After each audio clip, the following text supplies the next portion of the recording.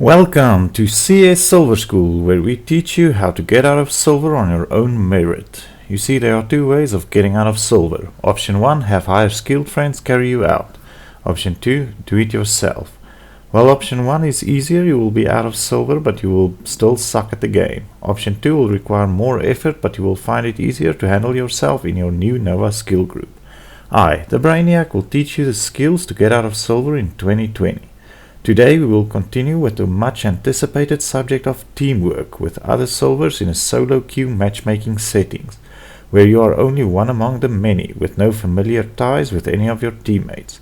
This is important because in CSGO it is the best team that wins, not necessarily the best player. So let's get on with it.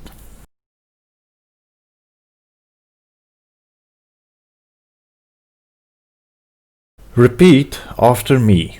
A team of unified simpletons can achieve more than a divided team of average players. Translation: sometimes you just have to swallow your pride and rush that B side, because that is where the team is going. Let's take Mirage for instance. Personally, I dislike the rush A pistol round strategy on T side, because the CT pistols are more accurate over a long open space like bomb site A. So the CTs have the advantage 3 times over, because they also know where you will enter, either T-ramp or palace. So let me paint 2 scenarios for you. Scenario 1, you decide not to be a team player and to go to B, because you feel that bomb site A is a dumb idea. 4 guys go A. The first 2 to enter the site get traded to take control of A site and plant the bomb. They are stuck in a 2v3 retake with you nowhere to be seen. Even if they trade and you come running up from behind, you will be left with retaking the site against 1 or possibly 2 opponents.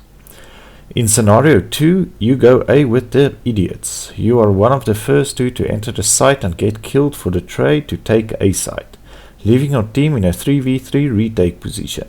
A much better position to be in and a higher chance of winning the round.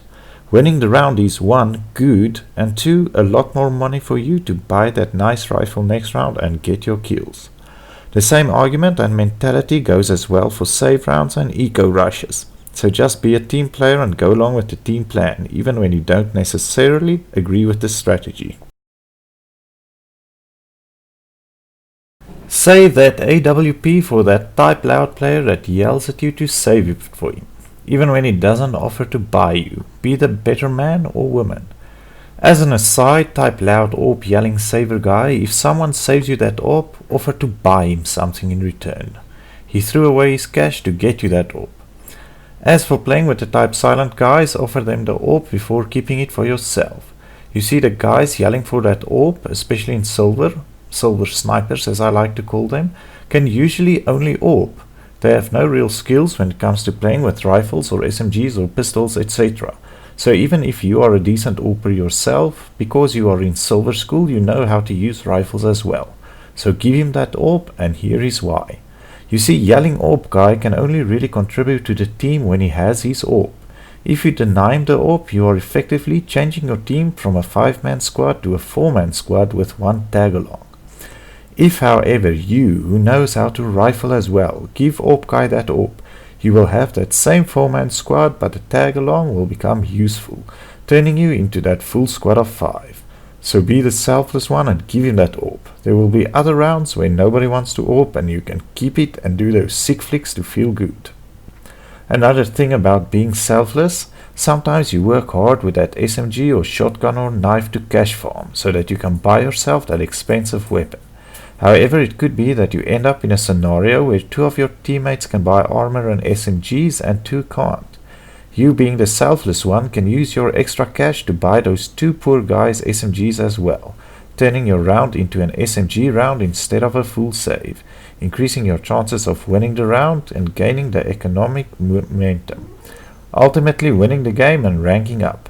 Play the long game. Be the selfless one driving the team to victory, even though the team won't realize it.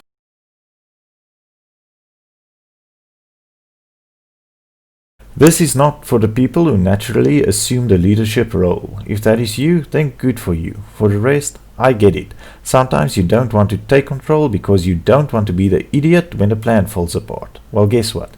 People play so many competitive matches that nobody is going to remember in 2 days' time that you made some stupid calls. Swallow your ego and be willing to take control. Someone has to be leading the team. So here are 2 times when taking control is important. Number 1, when nobody else is doing it.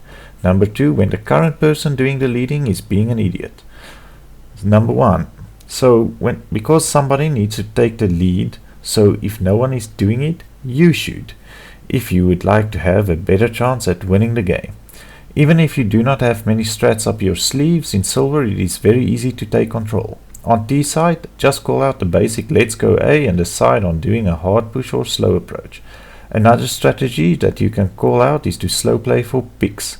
Then you play slowly, and if you get a pick from B side you go B, and if you get that pick from A side you go A. On CT side you basically just divide up the team. Ask 2 players to go B and 2 to go A and 1 to go middle, etc.